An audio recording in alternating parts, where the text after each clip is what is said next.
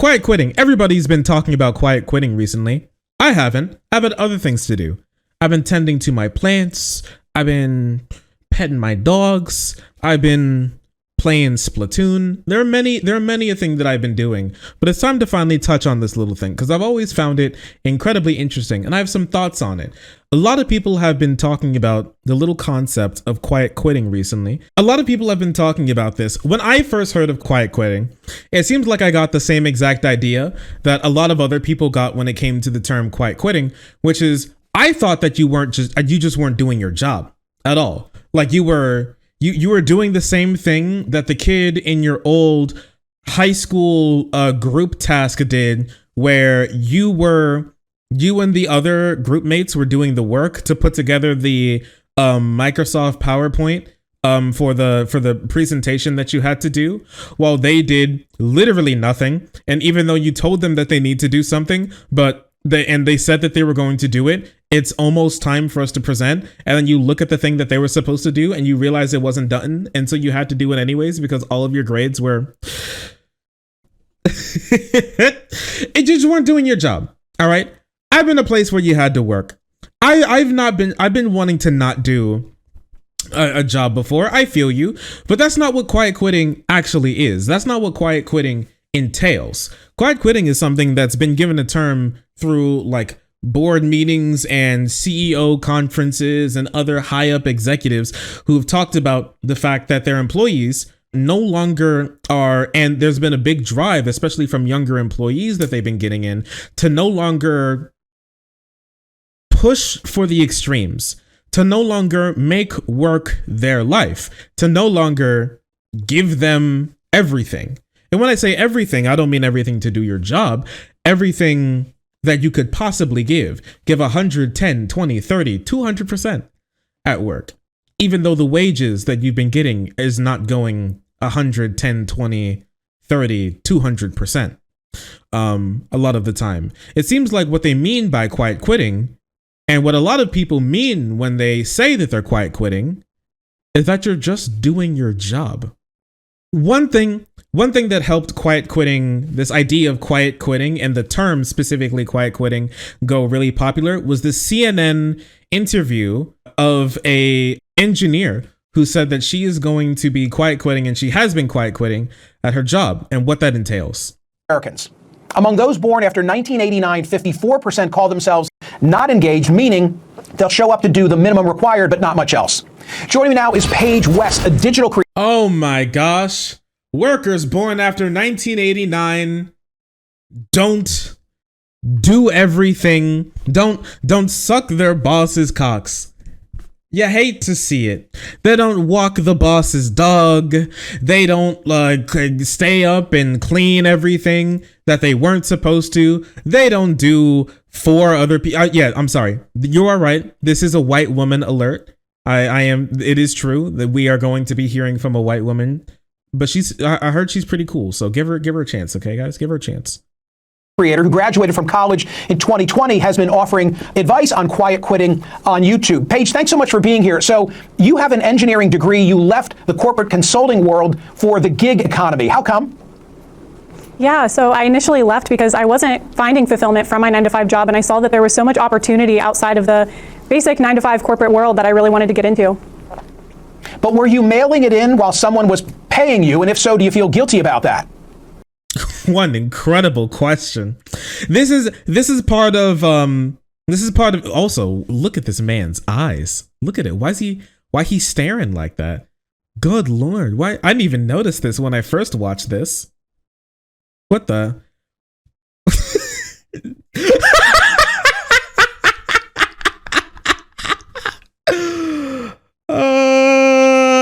Anyways, no, these are two incredibly different things. Mailing it in, phoning it in, whatever you want to call it, sitting on your ass, whatever.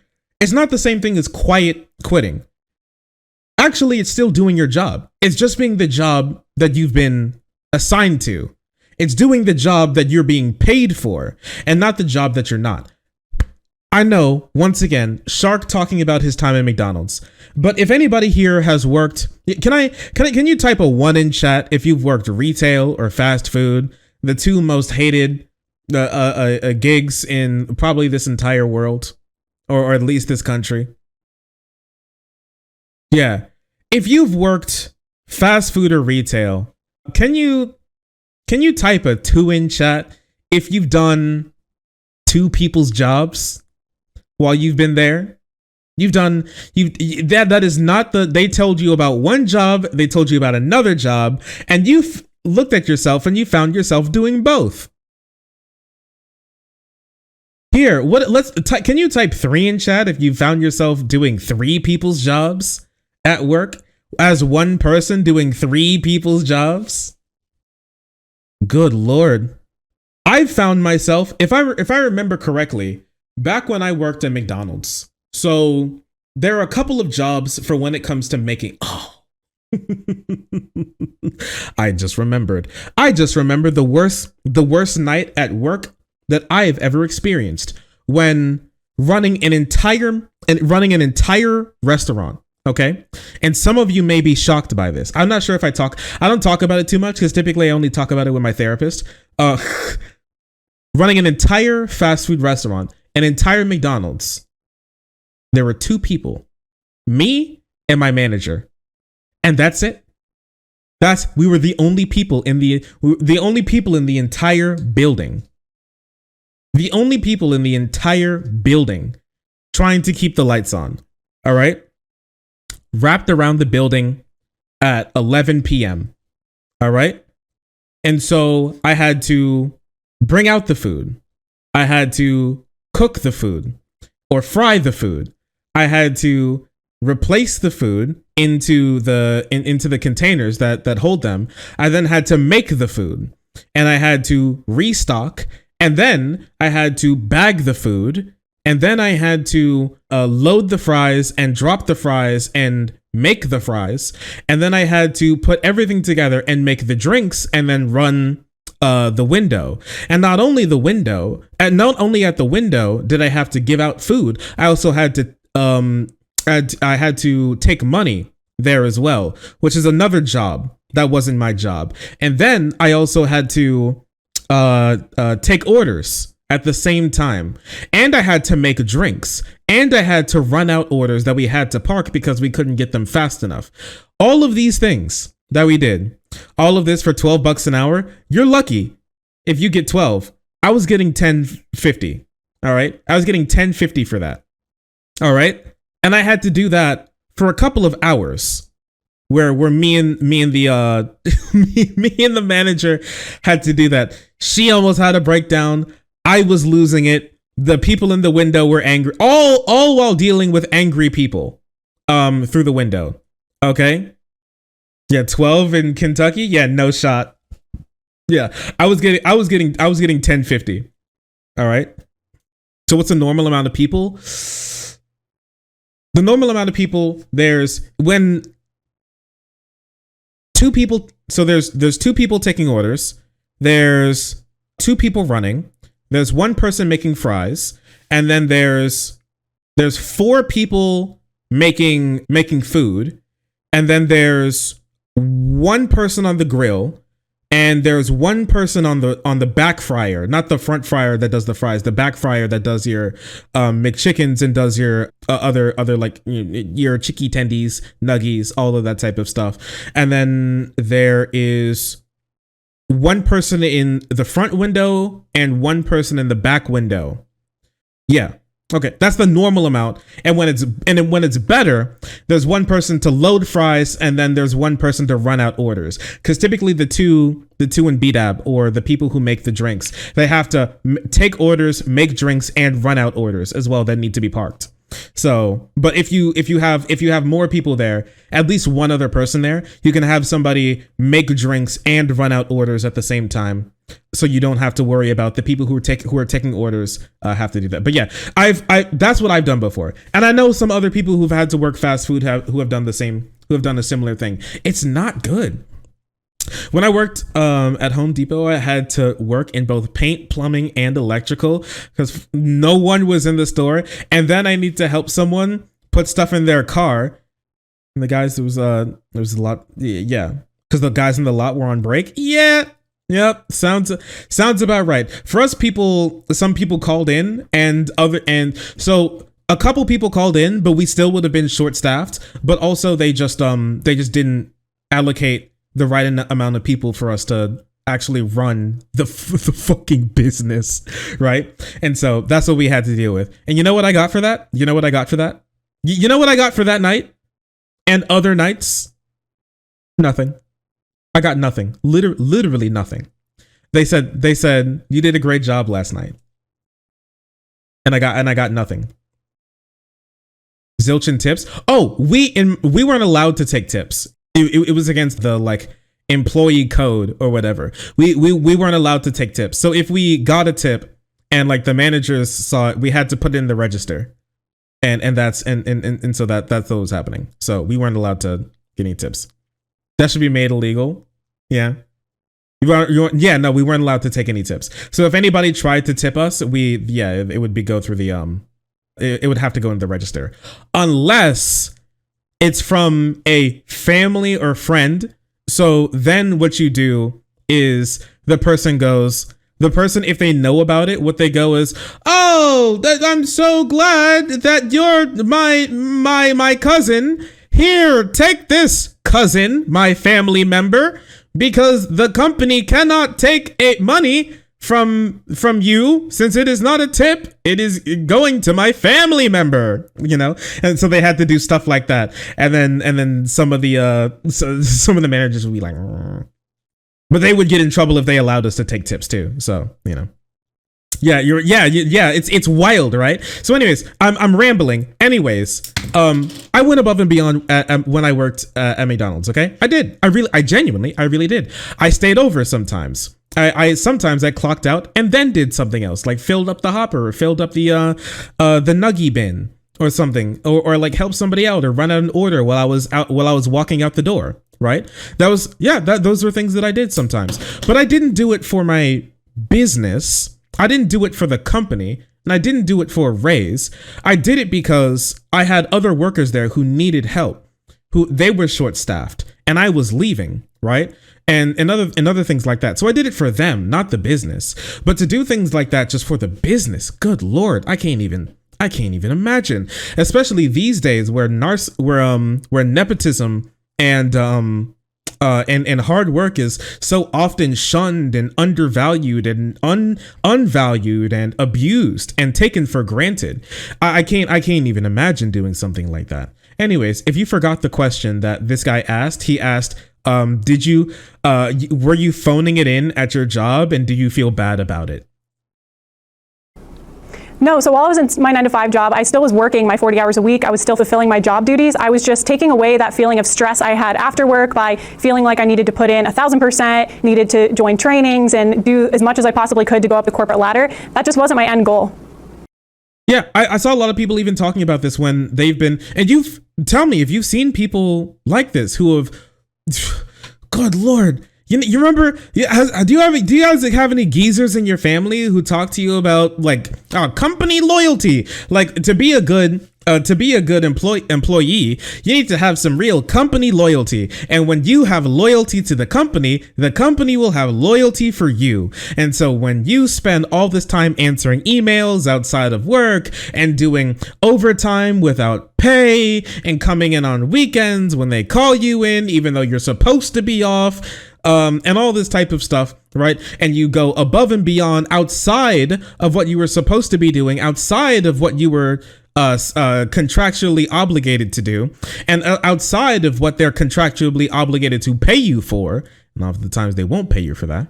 You'll climb the corporate ladder and you'll always be rewarded for it. Remember that? It's just not, there's so many people who have worked tirelessly 20, 30, 40 years at a company just to get laid off, screwed over, or anything of the sort. It's just horrible. It's horrible what a lot of people have gone through. It's completely unacceptable. At my job, I got something, right? As I was, for one, at my job, there wasn't a structure to reward good work. Okay? There just wasn't. There wasn't a structure to reward good work. the only structure to reward good work would be for you to be promoted and to be like a manager or something. And good Lord, let me tell you, I never wanted to be a fucking manager. Okay. I never wanted to be a manager, because even though your pay goes up, my pay would have gone up from $10 to $12. I would be obligated to take some 12-hour days and some 10-hour days. And I was just like, I'm not being, I saw what that did for like some of the managers there. Okay. I'm not doing 10 and 12-hour days at McDonald's. Okay. That's not happening. I would rather get fired than be a manager. Unironically. Yeah. For what the managers had to go through and everything, like scheduling and getting people and having people leave and dealing with all of that. Yeah, I'm good. So there was no real structure to like reward good behavior besides the general manager. And, you know, God bless my managers, my general managers. I say it all the time. My manager and general manager, they were great people. They did they were great to me, and they did everything in their power to make the experience for us better while I was working there, or as good as possible while I was working there, except for when they cut people to raise their own, you know, pay, because they were, you know, back to the old like Marxism meme, even though we are all proletariat, they were given an incentive structure to have as few people working as possible, because they got a pay raise the less money that the business was spending per hour on workers. And so if they cut as many workers as possible to keep the business running, then they would get like a pay bump, right? And so what that meant for the rest of us was that people would be cut and they would be like told to go home and like, you know, clock out early and stuff like that. And so it'll be like 4 hours, 2 hours before you're supposed to be off. And they'll be like, hey, you want to go home? And obviously people will be like, sure.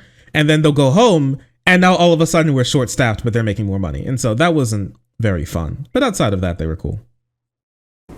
Do you worry that maybe a future employer, if the entrepreneurial activities that you're engaged in now don't pan out and later you need to be in someone's employ, they're going to take a look back at this chapter and they're going to say, wait a minute, Paige West, she was part of that whole quiet quitting trend. We don't want her. I wouldn't think so, because at the end of the day, when I was still in my job, I was still doing what I needed to do. I'm certain if they called back my employer that I had when I was still in the corporate world, that they would happily say that I still did a great job, and everything I've done thus far and any references I could gain from my time building up my business and doing freelance opportunities would prove that as well. Good, this man, why is he staring like that? This dude, this is also a part of like CNN going rightward, okay? This little bit here was about CNN. This shows how like far CNN is started to degenerate. You hate to see it. I've never talked to a woman before. Same. New react. What do you think that should? You think that should be a weird champ? You think that should be you think that should be a CNN weird champ? Didn't even realize his eyes. Well, yeah, you didn't realize these. Wait, let me see. No, don't do this.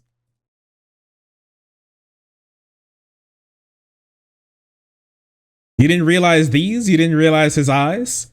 He's looking directly into yeah, Peepo stare. It's like his eyes are so open. His eyes are wide open. Why? Why you looking like that?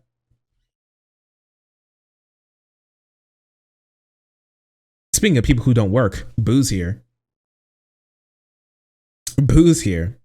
So yeah, that's basically the gist of quiet quitting, which it seems like what it is you just doing the job that you're paid for and not going above and beyond to the point of destroying your social, personal life and mental health at the cost of giving your employers more of your finite time on earth when you could be doing anything else. My grandma always had a very interesting saying, and that saying was, pay peanuts, get monkeys. That's what a lot of companies are dealing with right now, is that at the moment they're paying peanuts. And it seems like, but the problem is they're not even getting monkeys. They're paying peanuts and getting people who dutifully do their job. You want to see something that is like that we should be worried about, right? That we should be worried about. Companies are thinking, employees say quiet quitting is just setting boundaries. Companies fear the long-term effects. They fear the long-term effects of what? What could they possibly be afraid of when it comes to people setting healthy boundaries between what is work and what is not work? Between clocking out when it's time to clock out and doing the work when you are obligated to do the work. It seems like companies will do anything possible to do things like wage theft, but when it comes to not theft, doing your actual job, it seems like they're starting to get a little scared of people getting any sort of self-respect for their time or the effort that they put into the company that has no loyalty to them. We've seen so many people who have been shafted, especially through the pandemic. Like people said, how companies treat their workers through the pandemic is going to tell us a lot about how they actually care. And let me tell you, I got a lot of stickers about being a frontline worker and being an essential worker when that thing kicked off, but almost no protection for actually being able to keep safe. I was scared during the pandemic, and it's still going on, but thankfully I've been vaxxed. Before vaccines came out, I was scared. I still had to go into work. I had to wear a mask, and there were no procedures about like how anybody else had to really act all the time. And I had to interact with hundreds, sometimes 1,000 people individually a day, and then go home to my 50-year-old parents with like pre-existing conditions. And hopefully I won't bring something home that'll leave me parentless. And unfortunately, a lot of hundreds of thousands, millions of people in this country weren't as lucky as me to have my older family members make it through this pandemic. I have friends who the loves of their life, grandmas and grandpas and aunts and uncles and fathers and mothers and older friends and things along those lines, and friends of the family and people that they know, people who work at like small shops that they go to, who didn't make it, or got closed down or got laid off after all this talk of like company loyalty, right? And now they're scared. People have been scared for a long time, but they're not scared about not getting free labor from their employees. What they're scared about is not being able to pay their rent. What they're scared about is making sure that they can buy enough food this month. What they're scared about is making sure that they don't get fired. What they're scared about is making sure that pain that they felt in their chest wasn't something too serious because they can't afford to go to the ER.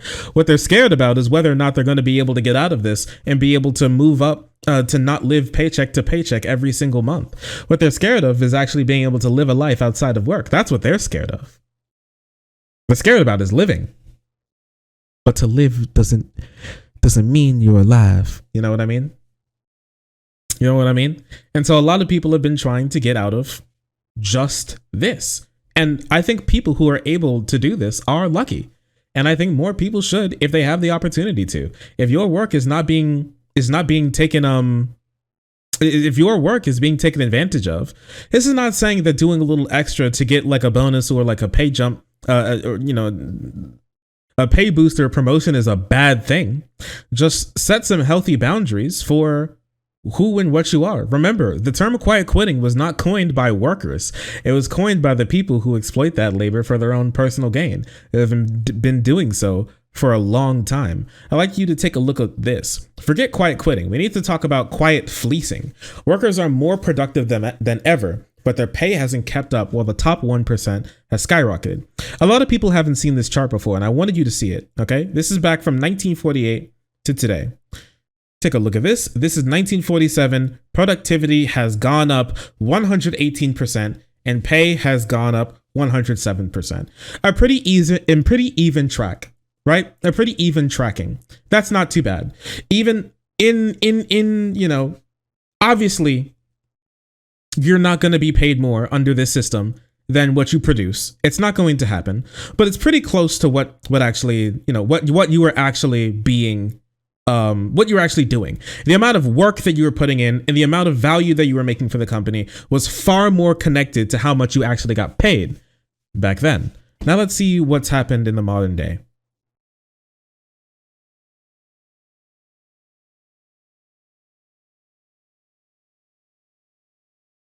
Would you look at that? Things have changed since the 70s. Productivity has kept growing, but pay has flattened. Now it's only up 144%, but productivity since 1948 is up 253%. You at work. Yeah, thanks, Reagan. You at work. Once again, when conservatives come into power, they ruin the country. Once again, they ruin the country for all of us. As you can see, getting conservatives in power has long-lasting effects on down. It's a conservative being in office is like a dead animal laying in a stream that you're sipping from. A dead animal rotting, laying upstream in the river that you want to drink from. Okay, that's what it's like electing a conservative into office. This is what we get. You hate to see it. You hate to see it. And so we're producing more than ever, far more than ever. But the amount of money that you're getting for the amount of work that you're doing, amount that you're making for the company, has so drastically changed. It's wild. It's wild. And I want you to take a look at another squiggly line that they're going to draw. This one's the most devious squiggly line. The most devious squiggly line of all, which is the wages for the top 1% since 1948 have gone up 400%, while yours has only gone up 144%. And remember, what is that? Companies fear the long-term effects. Companies fear the long-term effects of what you actually doing the job they pay you to do is for. I think what we all should be worried about is the long-term effects of the top 1% getting all of the money, while the rest of us have to wonder if we're going to be able to get enough food on the table for ourselves and our loved ones. You know, that's what I think that we should be worrying about, right? We got a meme. We got a meme on our hands. Screw quiet quitting. I texted my boss to let him know my commitment to the company. Beautiful Sunday morning. Why are you in the office? Screw quiet quitting. I'm loudly working. Just sent a few emails and cleaned up a bit of the bathroom and piss all over the seats. Did you need something? Yes, shareholder value. Hey, we love our stakeholders. Ain't that right, boys? We love our stakeholders. Wait, what did he say at the very end here? I love this company, and all I want is to make it profitable. If leadership told me to put a gun in my mouth and pull the trigger, I love working. I love working. I want to show you a little something. So that CNN clip was giga cringe. Let me show you a based CNN clip. All right. Etc. Well, it's, I tend to be skeptical of these trendy terms. I don't think there is a huge change from the long-term trend. And let me just be clear about that long-term trend. Because in the United States, in the 1950s, 1960s, and even up until the early 1970s, about 30% of all workers in the private sector were unionized. They had a lot of bargaining power. They had enough bargaining power to get very, very good wages and create an expanding middle class. Since then, we have seen a lower and lower percentage of workers be unionized and express very much power in terms of wages, to the extent that today only 6% of workers in the private sector are unionized, and wages have hardly budged, adjusted for inflation, over the last 30 years. Sheesh! Hot off the mic. Hot off the mic. You love to see it. True, all based and true. As companies have been spending all of their time making sure that you don't have any collective bargaining power, now they're the ones getting upset that people are finally taking a little bit of agency over the lives that they would like to live. It's wild. I would like to see more quiet quitting. You know what else I would like to see more of is quiet unionizing. 40,000 Google cafeteria workers quietly unionized during the pandemic. Would you look at something that you didn't think of, something that you didn't see, but under the radar of one of the biggest anti-union and union busting corporations, with his Google and Alphabet? Cafeteria workers have thankfully been unionizing and have unionized during the pandemic with very little media coverage and very little no from inside the company, thankfully leading to a less likelihood of them being attacked, demeaned, fired, intimidated, like what happened in a lot of Amazon warehouses and what's happening still today in a lot of Starbucks around the country. Slips note under stall. Hey, you want to unionize? Yeah, just right under the stall door. Write your name, yes or no. Do you want to unionize? And Google's really bad when it comes to Google and Apple. Both are really bad when it comes to unionizing. There were both of these tech companies, a lot of tech companies like to take the Uber route when it comes to workers, where they hire contractors in the place of workers to do all of the work while they get none of the benefits that actual workers should. And so what happens is that they don't pay good wages. They don't pay for benefits. They don't pay for that. You don't get breaks. Really, you don't get a good amount of. You don't get paid time off. You don't get family leave, maternity or paternity leave, or anything along those lines. And so they just suck up labor, and you don't get any protection for firing either. And so you can just come and you go, and once you're done, you get fired. And they've been doing this with a lot of black and brown workers as well. It's really curious how this works out. But anyways. We don't have to talk about that too much. Another thing that we need to talk about is quiet firing. But now you've probably heard of quiet quitting. You already know from my last post, which is this is a little blog. This is a cute little blog. I love little blogs. I love little blogs. It's so cute.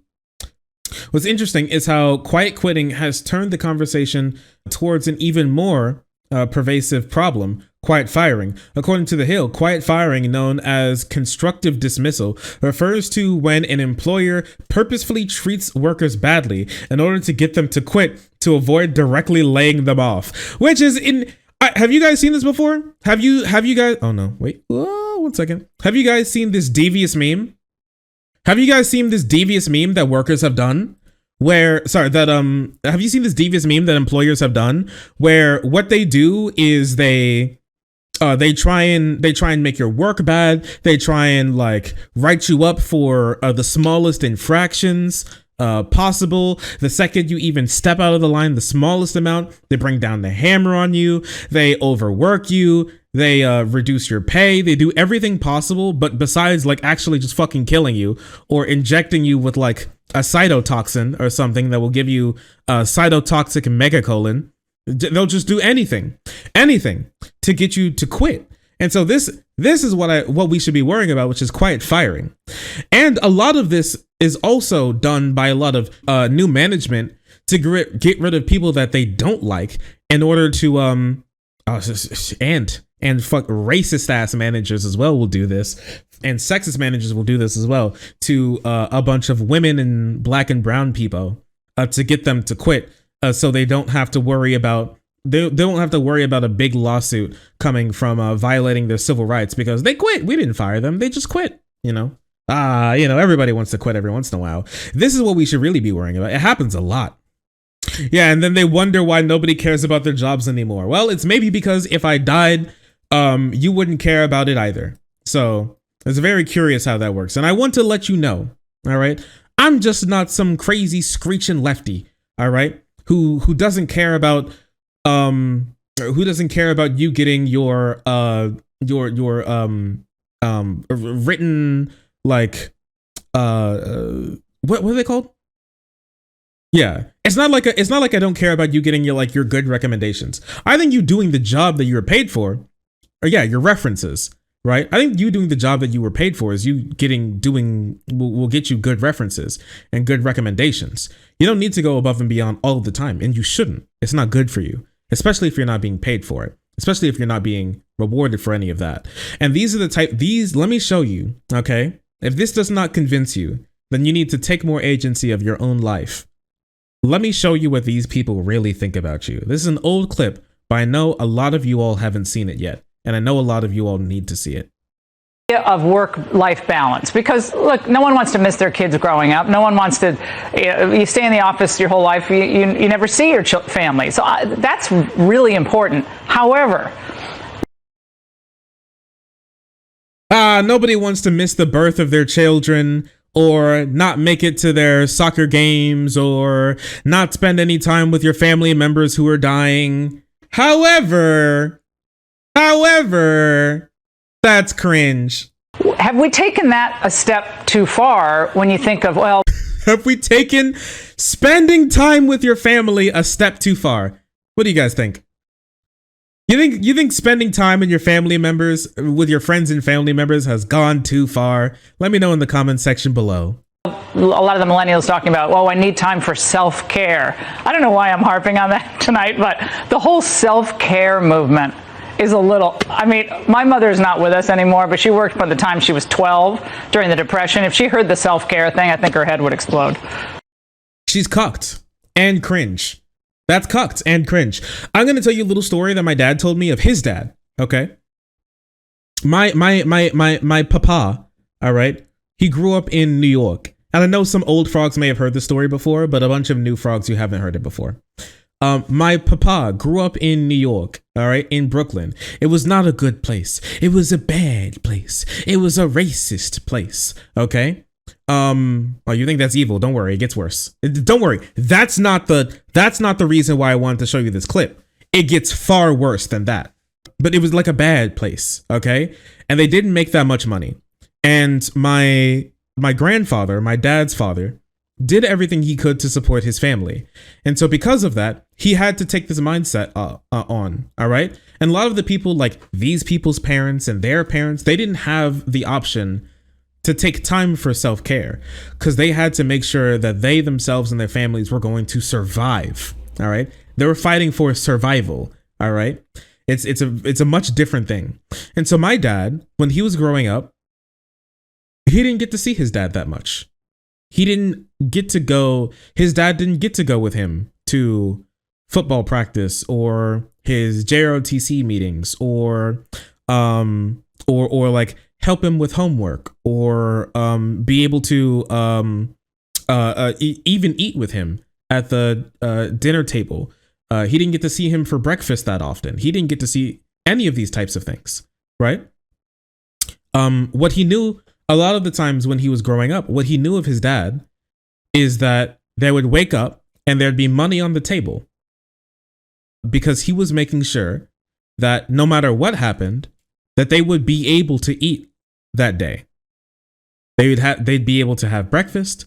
They'd be able to have lunch. They'd be able to pay for lunch at school. And when they came home, they were able to have dinner and they were able to have a roof over their head. And for a long time, that's all they could really care about because that's all that they could really guarantee for them. And so when they got older, when my dad and his sisters got older, they had to go working as soon as possible because if they needed anything else or they wanted anything else, they weren't going to be able to get it. Not because their parents didn't care for them, but because their parents just didn't have it. And so we actually don't even have a picture of my grandfather. I never met my grandfather on my dad's side, at least. There's no picture of him that we have. So I don't have any like film evidence of him. And obviously he wasn't around when digital cameras were really around. And so the only way that I know how he looks is how my dad described him. And also a single drawing that was done of him. It's a side view angle. I may, if with permission, I may show it to you sometime. But that's all that we have of him because he did everything he could to make sure that he could care for his family. And I think that's incredibly sad that that's what had to be done, but it had to be done.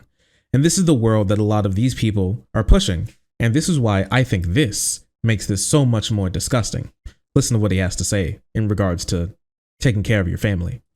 I think that's right. Old I have school. a friend in the military who trains military dogs, Laura, and they only feed a military dog at night because a hungry dog is an obedient dog.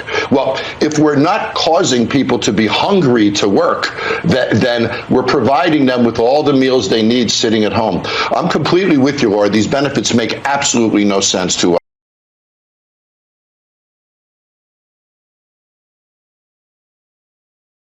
Complete ghoul. Complete ghoul. Is that so? That's what they want you to be, an obedient dog.